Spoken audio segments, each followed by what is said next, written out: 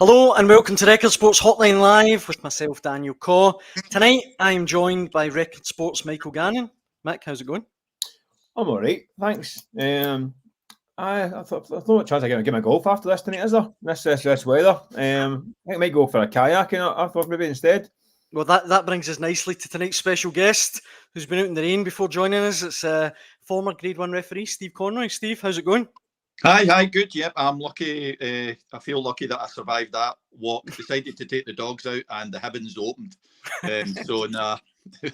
We beat a hasty retreat. Oh, listen, Steve, you survived the walk, but Mick, I'm not sure he's going to survive the Hotline Live. Steve, the old days about looking that way. There's a lot of diving out there, isn't there? But it's in the puddles. Don't get me started on the diving.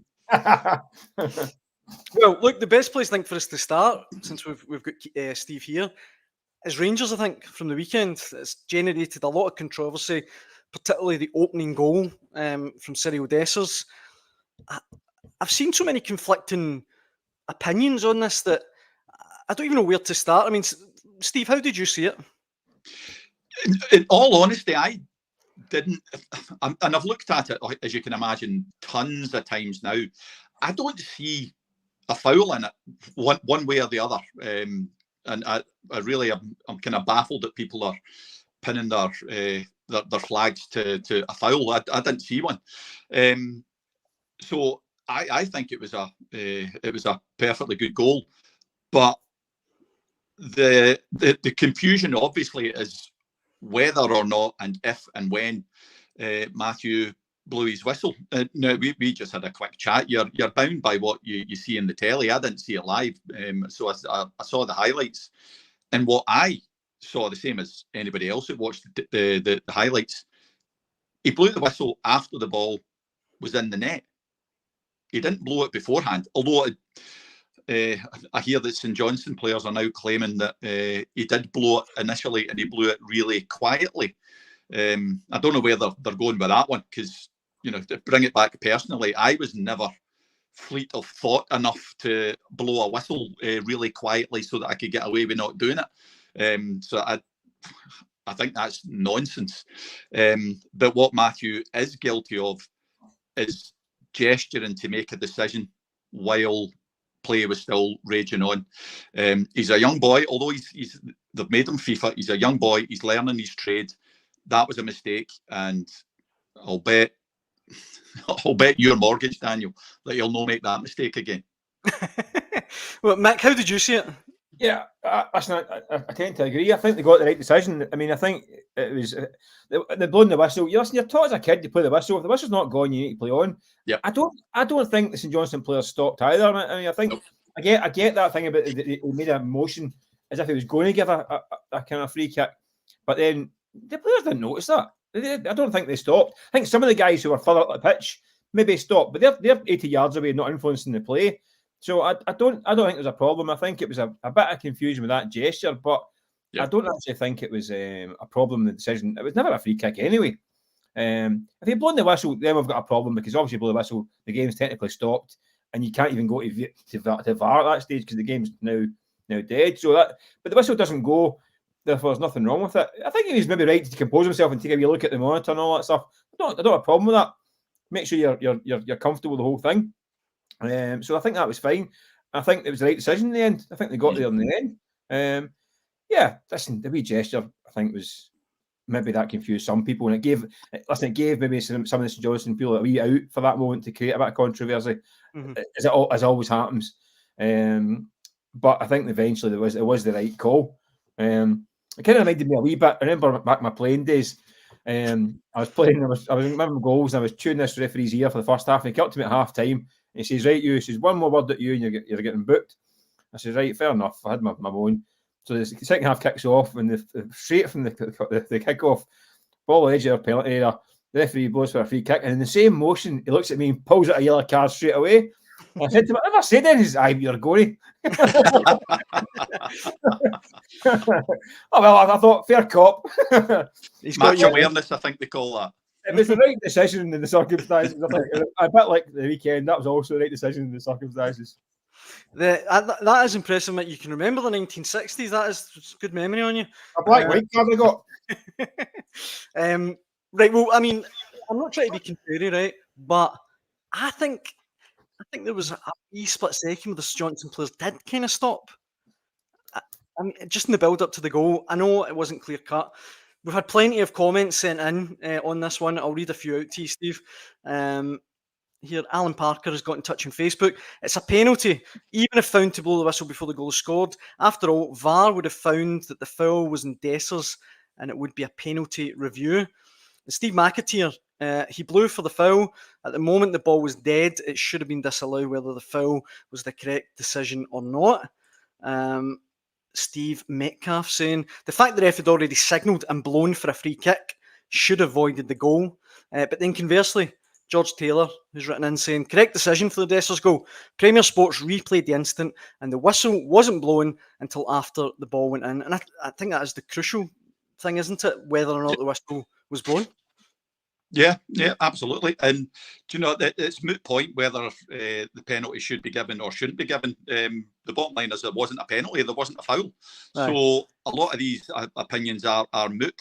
And I think, Michael, you said it. The first thing you're taught when you start playing football in primary school is you play the whistle. So whether or not the referee makes a gesture, and he did beforehand, the game's still live. He hasn't stopped it. So I hate to say it, you ignore the ref, but in that instance, you ignore it. The game's still on. So a lot of these points, you know, good for argument, good for discussion, but they don't make sense because there wasn't a foul given.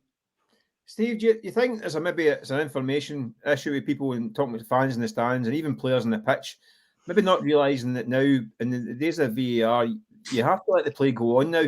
So referees, they can't be blowing their whistle too quickly because certain passes of play, if they're not entirely sure, they've got to let it go that wee bit further until they know for sure, don't they? So it's in the protocol, and our James, I think he actually put the exact wording on the podcast over the weekend. The protocol is that you let the play develop. The same as offside, and that is such a bugbear of you, me, everybody, that you know fine that they're going to give offside, but they don't do it till somebody's ready to have a shot. It's the exact same. You don't blow it too quickly. And that's there as a defence, apart from anything else. If that doesn't take away from the fact that if you see if you see a barn door foul, you give it. But if there's any doubt at all, you've got VAR there, and that's what it's for. Yeah. My only concern is, especially the offside one, I think the ones that are really, really clear cut, I'd like to see guys have a bit more confidence in that decision. I know I can get it, it's quick, and it's but we've always had confidence in decisions in the past, even ones that are really, really tight, and they get them right more often than not. Because I think at some point, somebody's going to get themselves injured in a period of time beyond that, when we all know it's offside and we don't really need to be going on another 30 seconds. When I remember it was Scotland were playing in Poland against Ukraine. I think it was Ukraine, and Ryan Porteous was jumping into tackles and all that stuff. And we all knew that the Ukrainians were miles offside. And you kept wincing, going, big man, you're going to need to calm down. This is miles offside, and you want to break a leg for no reason whatsoever. So that's something, but that's something that will maybe get ironed out as time goes on, won't it? Oh, I hope so. Yeah. Because it's the same. Somebody's going to get injured, or somebody with the IQ of Ryan Porteous is going to get themselves sent off, and then there's going to be huge arguments. Is he really sent off? It just does my head in. Yes, you can say that, but the big man. I'll need to face him at some point. Well, look, Steve, it wasn't the only talking point this weekend from a referee's point of view. The other one came in the Celtic versus Hibs game on Sunday. A lot of Celtic fans very vocal, thinking that James Forrest should have had a penalty in the second half. I know it wasn't, materially important to the final score, but did you see it as a penalty? Personally, I didn't, but the opinion on our WhatsApp what am I talking about? Our WhatsApp groups and even on the podcast was split. Some think it was, some think it wasn't. I personally don't think it was. I don't think there was enough in it. Not every contact's a foul. But I think that one is entirely an opinion piece. And because it's an opinion, VAR doesn't belong in it because it wasn't a clear and obvious error. So, no, I'm perfectly happy with the decision. But the reverse is if they'd given a penalty, again, couldn't have had any argument. Did you see it the same way, Mick? I think so. I'm not entirely sure. Was it looked at by VAR at all? Or was they would have done because it was in the penalty area. But they obviously looked at it and thought, nah, nothing. Or looked at it and thought, right, I can't. It's an opinion in there. Nobody's made an obvious mistake, so it's nothing to do with me. So they will have looked at it. Do you know what? If it is that, I know that they're all looked at by VAR. Sorry, I didn't mean that. I meant by the on-field VAR. Sorry. Oh no, it wasn't that. No. You know what? I think that's good because what I think happened last year a lot of time was that the decisions that were contentious on the pitch, but were still going to be contentious in the VAR hut, were taken to the VAR, and the VAR isn't going to clear it up because it's still going to be debatable no matter what. And at that point, I don't see the point of getting the 2.5 minutes delay because you're going to argue it then. And I mean, all right, you need to have a look at it again and all that stuff. But it has to be, like you say, clear and obvious error. That decision on the pitch, they were thinking, well, you know what? It's not going to get any clearer. How much you look at it, it's a decision, opinion. You know what? It's not an obvious error to overturn it or make you change your mind. So I'm glad they did that one. Hopefully that's the way it's going to be this season. Because a lot of times there were too many decisions that were kind of contentious, and it didn't really clear it up by going to VAR, really. Because there was still big debate about it afterwards. And this was meant to be to take away the debate, not create more debate. So I think that's a good sign for me that we're going the right direction, hopefully. You mentioned, Steve, that it was split in your WhatsApp group. I think split is the perfect way to describe the discussion on it on Record Sports social media channels. And I should say, if you're watching, get involved in the discussion with a comment. David Kane has written in very emphatically, 2 defenders brought him down. But Johnny Grant replied saying it was a dive. He should have been carded for it. I think that encapsulates how split everyone is on that one, Steve. I think just because 2 players made contact with him, I don't think it's necessarily a penalty. Like you say, not every touch is a foul. No, I agree.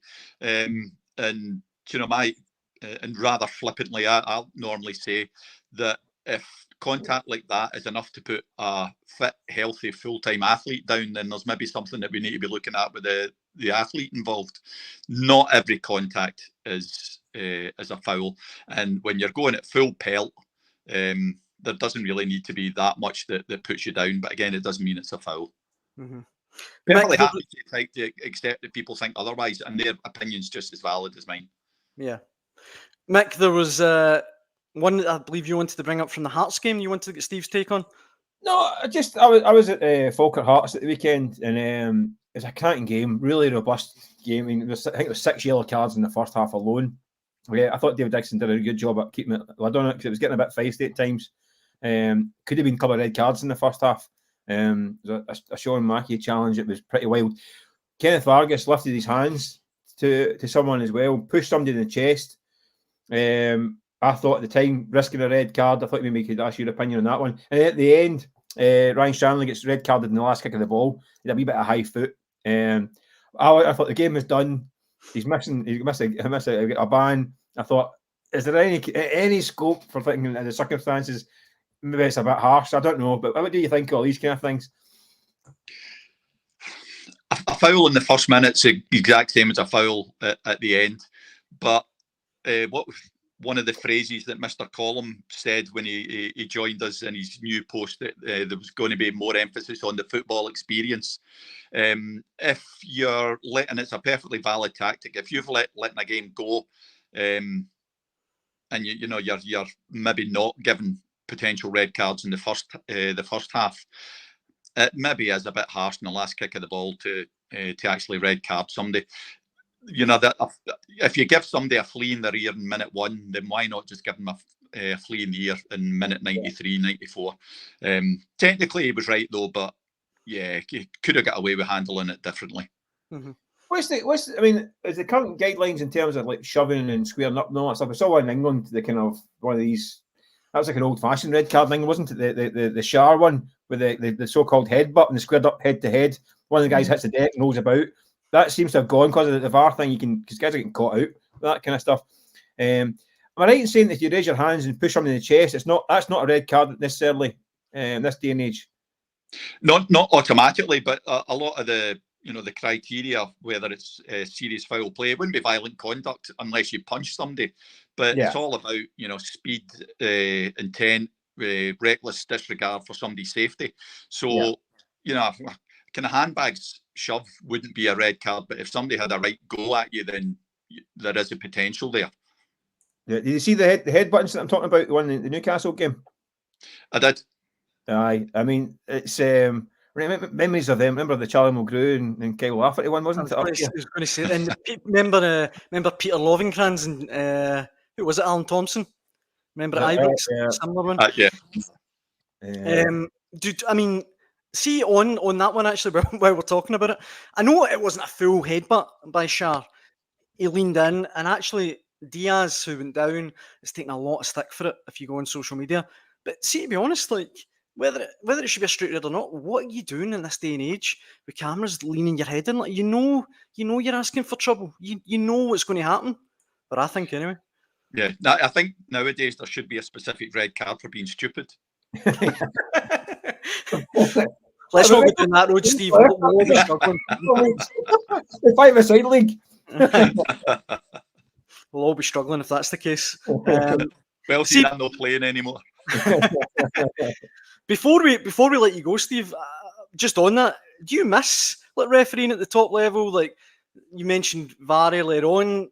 I mean, do you like VAR? Do you think it's benefited Scottish football?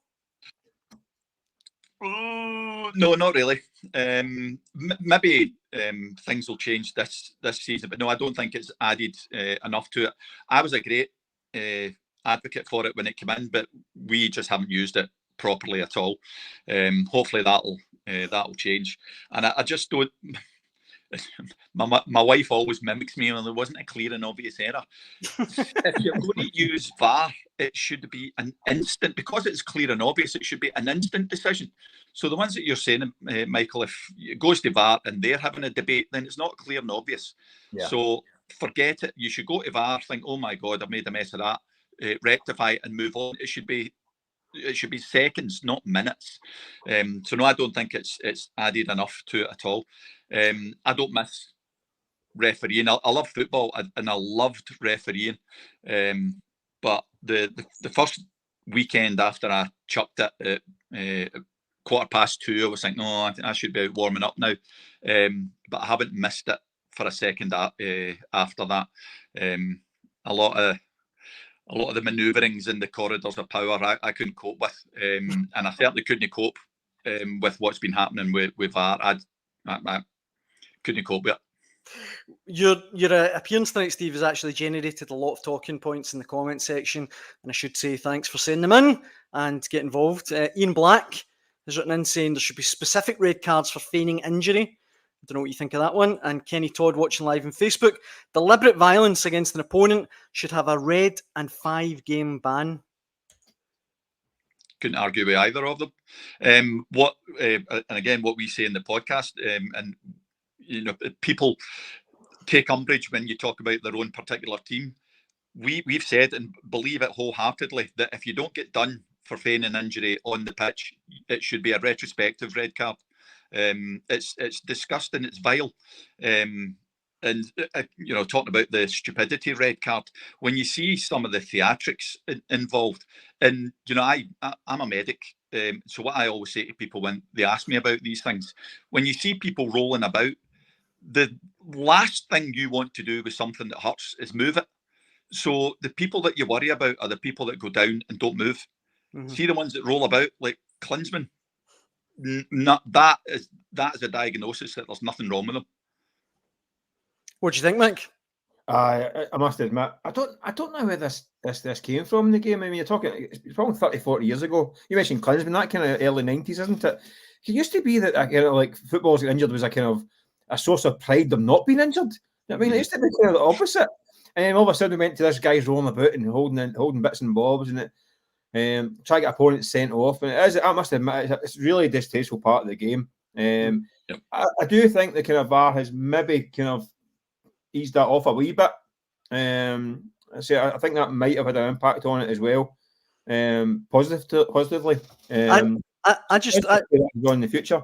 I just think it's amazing that even with VAR, you still get people trying to dive and trying to feign injury. I mean, we've got cameras everywhere. What do you think the outcome's going to be? It's just absolutely bizarre.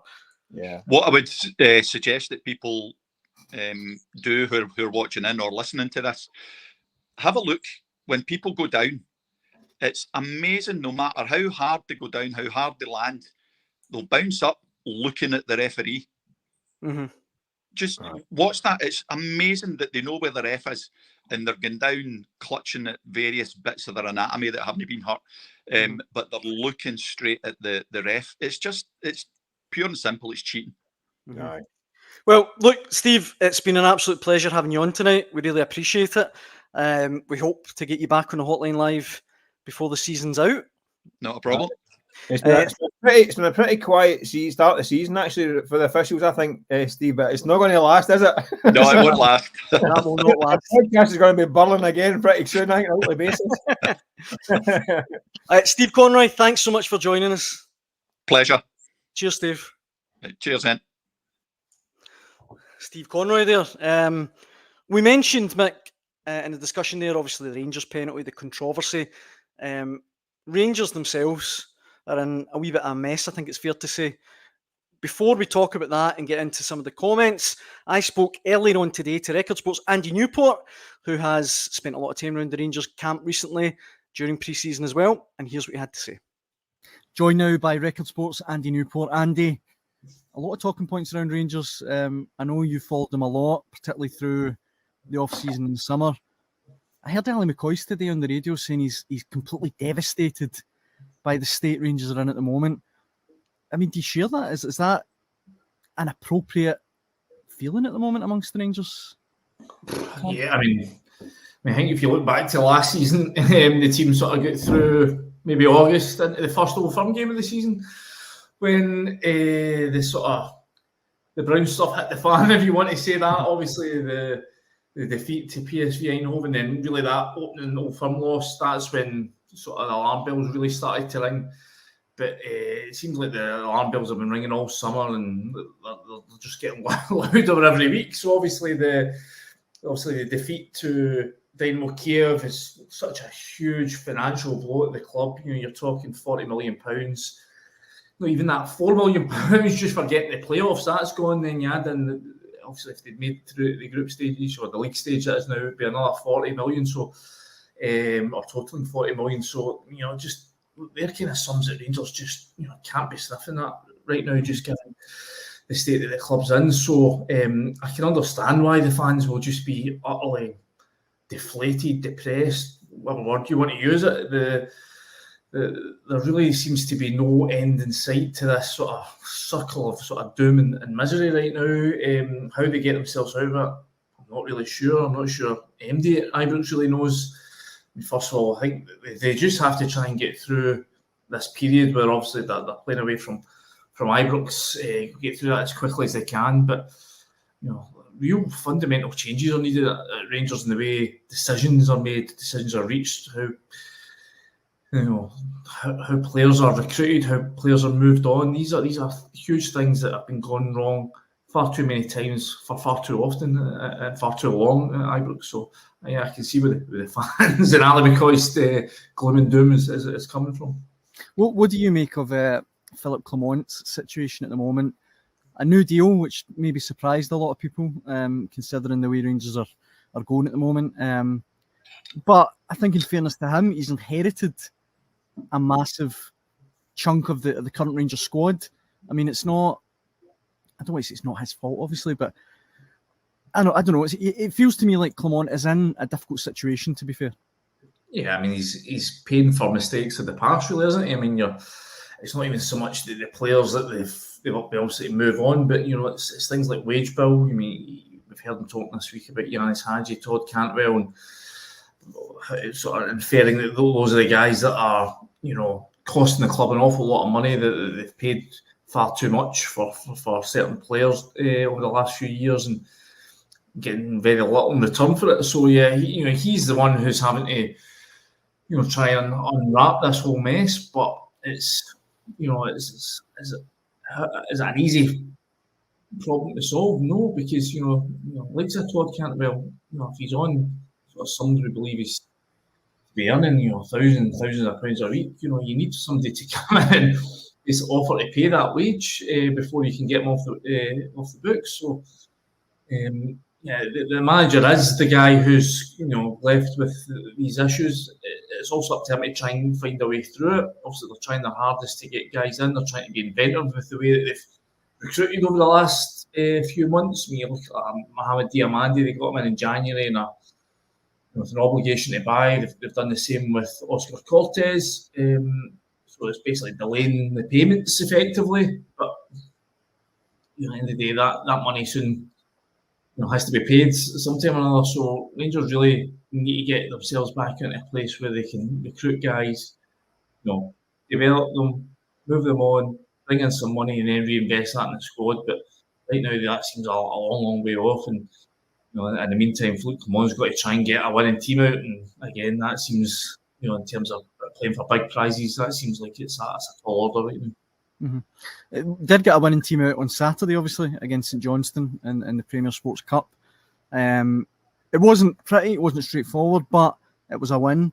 What did you make of the post-match celebrations, Andy? There's been a lot talked about it, the going over to the Union Bears and stuff, and the kind of celebrating the victory. A lot of people said, it was a bit cringeworthy. A lot of people said it was the right thing to do. What do you think? So there's two sides to it. There's the aim and then there's the outcome. And the aim is admirable enough. I think Clement and the players realise that when they're united with the fans, when they've got the fans behind them, creating the sort of atmospheres that we've seen them create at Ibrox, and obviously they're now trying to replicate that at Hampden, then it can lift this team. We've seen it take them to a European final effectively. So, it's gone a long way to helping them get to those kind of heights. So that's the aim behind it. He wants to try and foster that sort of camaraderie with the supporters again. But then there's the optics. And the optics was, you've just beaten St Johnstone 2-0 in a Premier Sports Cup game, and it looks like you're jumping about celebrating when there's really not much to celebrate. So, listen, if it works, if it gets the kind of atmosphere that they'll need on Saturday to get them past Ross County, if it gives them that bit of confidence going into the Old Firm game at the start of next month, then it'll be worthwhile. But if it doesn't, then it's just another thing to throw at them. And as you say, the sort of cringe factor. I just think right now this Rangers team is. I struggle to be too hard on them. I think there's a lot of things that give cause for more embarrassment at Rangers right now than that. I mean, the fact you're having to play at the National Stadium rather than your own ground because you've made a mess of a steel shoot. I mean, I think would cause greater cause for red face than a wee singing a song. I sort of wrote that in my match report yesterday. So listen, it's it didn't look great, but I can understand where Clement was looking to go with it. But it only works if it produces the desired results, and that remains to be seen. And just finally, Andy, is it basically Rangers can't make any more significant signings before the window shuts unless players like Hadji, Cantwell are moved on? Or do you think there's any scope there to maybe bring in one or two before the window shuts without that? Not according to the manager. The manager's pretty clear that he's still waiting to get guys off the books, and I don't imagine it'd be something they could take a punt on, saying like, okay, we'll go make a signing right now because we expect to get rid of one or two of these guys, and then the manager's always the guy who, when we speak to him, is sort of preaching caution about these things until the deals are done, and you can never count on them. So I don't think they would like to be caught in a situation where they went and splurged some more money to bring somebody in, and then they can't get rid of two or three of these guys that they're wanting to get off the books. So that would financially would be disastrous. So I think they have to try and get these guys off the books as quickly as possible, and then hope that there's time left and targets left that they can chase that are going to improve the squad. But as you say, that's a big if right now. And what are we, 10, 11 days out from the transfer window? I mean, the clock is ticking and ticking fast and loudly.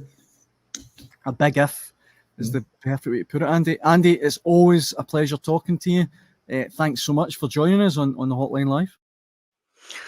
Andy Newport there, Mick. I've got an absolute ton of comments on Rangers to get through, so I'll jump onto a couple of them quickly. And if you're watching, get fired into the comments section below. Nicholas, watching live on YouTube, they were only thanking the Union Bears for the support. What's the matter with that? Rangers, easy okay. What is the problem with the players and a section of the fans showing a bit of unity? It will do literally zero harm, and I seem to remember a certain manager fist pumping after beating East Kilbride. Before we move on to the general state of Rangers, Mick, what did you think of the celebrations? I Put you in the spot. I think there's only one thing more embarrassing than Hearts going out to Falkirk at the weekend, and that was Rangers jumping about Hampden. It was a bit much, and I get what they're trying to do. I get what Andy's saying as well. They're trying to harbour some kind of unity, and I get it. But I think a lot of Rangers fans that I know were like, "Whoa, a wee bit cringy." Wait until you've done something before you start that kind of stuff. By all means, go and salute the fans, not stuff, but jump about. No, wee bit much. Wait till there's trophies handed out before you start doing that kind of stuff. Yeah, but not for me. But I'm an old grump, so it's not really my place to be commenting this kind of stuff. To be fair, I completely agree. I do agree with the comments that I've just read out. There's nothing wrong with showing a bit of unity, and Philip Clement needs all the unity he can get in the minute. But I just thought the way that looked, the stand almost empty. I just thought it was a bit, as you say, over the top. On Rangers themselves, Mick, with a couple of really strong comments in. This one on Facebook, Jamie Thompson. Rangers are in a bad place, and the quality of players is a real concern. They can't hold the ball, can't defend, can't play as a team. The Ibrox board have got a lot to answer for. And Ian Miller put in a big soliloquy. This is just a little highlight of it. The catalyst was Souness and Murray. The trophies piled up, but it covered a multitude of sins. We are where we are, and it's time to point the finger in the direction of those responsible. Is it really that bad at Rangers at the minute? I mean, are they worse than or weaker rather than last season? At the moment, you got to say they are. I mean, I get the concerns all over the pitch. It doesn't seem to be. They're still they're far short in terms of recruitment. A lot of positions in the park. They still need at least 4 or 5 new signings, like proper signings as well. And there doesn't seem to be any money until they get some of these guys off the books. Doesn't sound great when the manager's saying he's got a bunch of players who he wants to go, but he can't put a gun to their head to get them to leave. That's not going to create a great environment to be working in. So it doesn't look great. What I would say is that football is a kind of very kind of whimsical and flimsy environment. Things can change very quickly. They can muster some momentum. Unfortunately, the structural problems will always be there, and that's, I think, is going to cause problems for Rangers. I think there's structurally problems in the team, obviously off the pitch. They're still looking for their CEO, their head of recruitment, and all these things, sporting directors, and there's a lot needing done off the field to help that structure on the field. I feel a bit for Philip Clement at the moment. He's the one carrying the can. I think he's made some missteps as well from a guy who, when he first came in, his first few months, I thought he was the kind of voice of common sense. I think he's shown signs in recent weeks and months of getting dragged into the Glasgow blender. Some rather kind of strange kind of talk from him and some strange decisions. I didn't get the Czerny move, taking him off against Motherwell to keep him for Europe and then not starting him. I couldn't quite get my head around that. He's the best attacking player at the club, I think, at the moment. I don't know why he wouldn't be up to speed at this stage. We're in the middle towards the end of August. Injury problems again. I mean, Clement spoke last year about changing things behind the scenes to stop these injuries. I mean, see Proper limping off at the weekend, more injuries, more muscle injuries. You think, what's going on there? So a lot of different things. The problem is there's a lot of negativity. I mean, I think that game at the weekend, if they're playing well around that, that's a kind of game you think, well, they've done well, get through the cup. That's the main thing that matters. But there's still people honing in on certain parts of their performances, and this is a lot of kind of, like I say, I think that doom and gloom was mentioned. You mentioned Alan McCoist lamenting their current state. It's not great. I mean, there's obviously some suggestions today that the Ibrox return could be back on track. They need to get back there with minimal damage and try and build some momentum. The problem they've got is they've got Celtic in a few weeks' time. That's coming in quick. Well, a week next week. A week Sunday, isn't it? A week Saturday. Yep. That's coming in quick. So that's very dangerous for them going to Celtic Park at the moment, looking a bit fragile. That's got the potential to become a difficult afternoon for them. But we'll get to that next week when the build-up starts for that one properly. So yeah, I get why there's a bit of misery around the place at the moment. But if they can get ahead of steam, get out of Parkhead with some kind of result or even performance, and try and get some momentum and get back to Ibrox, it might turn around. But it looks a long way from that at the moment. Again, Rangers Easy OK watching live on YouTube. The only thing giving me a bit of hope is 4 of the new signings look good. Czerny, Barron, Proper, Hefty. If we can get a few more in, that's a big if. I have faith we can replace them as well. I think you hit the nail on the head there, Mick. I definitely think Clement has inherited a lot of structural problems and he's not been really helped. However, I find almost game to game, there's decisions that just don't really make sense a lot of the time, particularly starting 11s in a lot of games, to me anyway. And I thought this stat was really interesting. You mentioned that the game coming up a week on Sunday, that will be Clement's 5th Old Firm game. And I think I'm right in saying that if he goes into that match and fails to win it, no manager for either Celtic or Rangers has failed to win any of their first 5 derby matches and seen the 6th. Is that right? So, I mean, if he goes 5 derby matches without beating Celtic, is that a watershed moment? No, I don't think it is, because I think, like you say, you've got to take into account what he walked into. And you touched on that as well, that he did walk into a bit of a mess. So I think you've got to give him a bit of leeway in that respect. I mean, you got to remember as well, he did make a decent fist of it when he came in last season, and got Rangers to a position where people thought he was going to go win the league. Yeah. Albeit it fell apart in rather spectacular fashion towards the end. They haven't really recovered. I mean, you look at the results spanning across the end of last season, start this season. I think it's 5 or 6 wins out of 15, 16, 17 games. It's not a great run of form bridging across the 2 campaigns. He needs to listen. If you go 5 or 6 wins out of 15, 16 games in charge of Rangers Celtic, you're going to be under a bit of pressure, regardless of the kind of wider picture. So he needs to get back going again. And he needs to get some decent performances. He could do a nice, simple, hefty win, like a resounding victory, to get a bit of breathing space. Because at the moment it's all a bit grumpy. So the whinging's not far away. Even victories are kind of met with a kind of huffing and puffing sometimes. So he could do with a bit of breathing space, but it's not coming, because it's like you say, he's got Celtic coming up, then it's straight in Europa League, which is not going to be easy. Wait and see the draw. But the games are going to be coming thick and fast. The squad's going to be getting stretched on a weekly basis. There's no hiding place. There's going to be no hiding place, and whether it's fair or not, like you say, the manager's the guy in front of the show, and if it's not going right, he's going to be under pressure. Time is ticking away, Mick, right? But before we wrap up today's Hotline Live, we need to go across the city to Celtic. Reports today that Brighton have finally launched a formal bid for Matt O'Reilly. Some outlets saying it might be as much as 30 million. We've talked ad nauseum about Matt O'Reilly and his future. I just want to ask you this, Mick, right? If you're Matt O'Reilly, young guy in his early 20s, all the talent in the world, can basically more or less pick your next destination, where would you go? Where would be top of the list for you? Well, he's no pick his next destination. Because if you're going to Real Madrid or Barcelona, or within reason, obviously, $325,000 a week, so he's not picking his destination.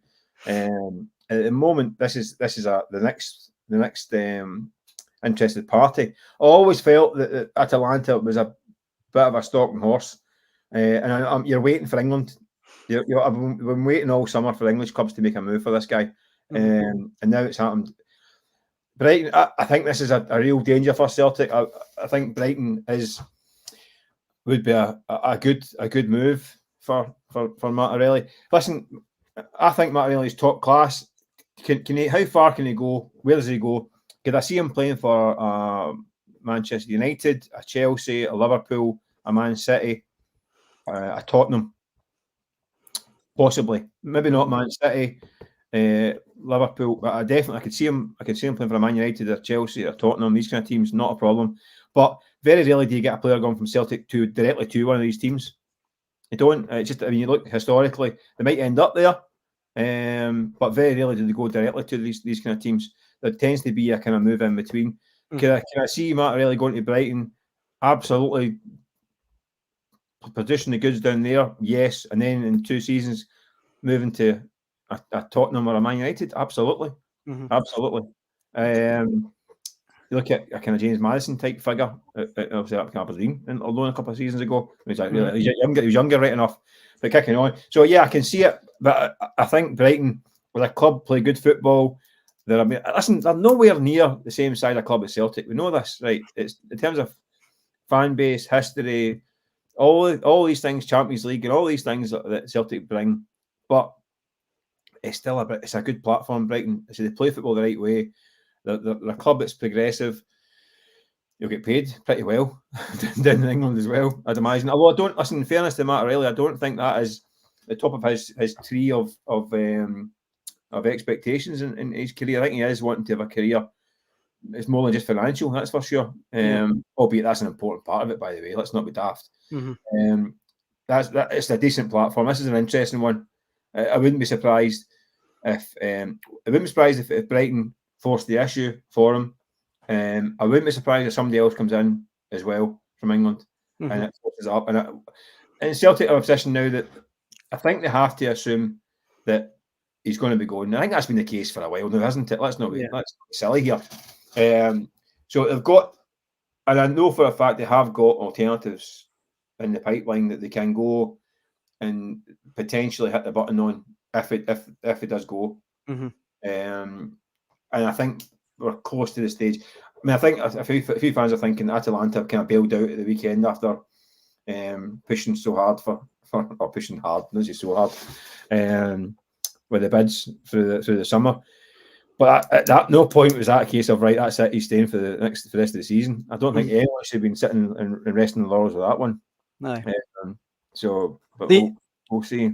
The Ange one, the Tottenham one, always fascinates me. You know, if Ange Postecoglou's watching that, tell me he's not tempted to come in for a bid. But then again, O'Reilly, I think I'm right in saying am I right in saying there was murmurings that he didn't really enjoy playing under Ange as much as Rodgers? I don't know. I think he prefers Rodgers' more kind of personable style.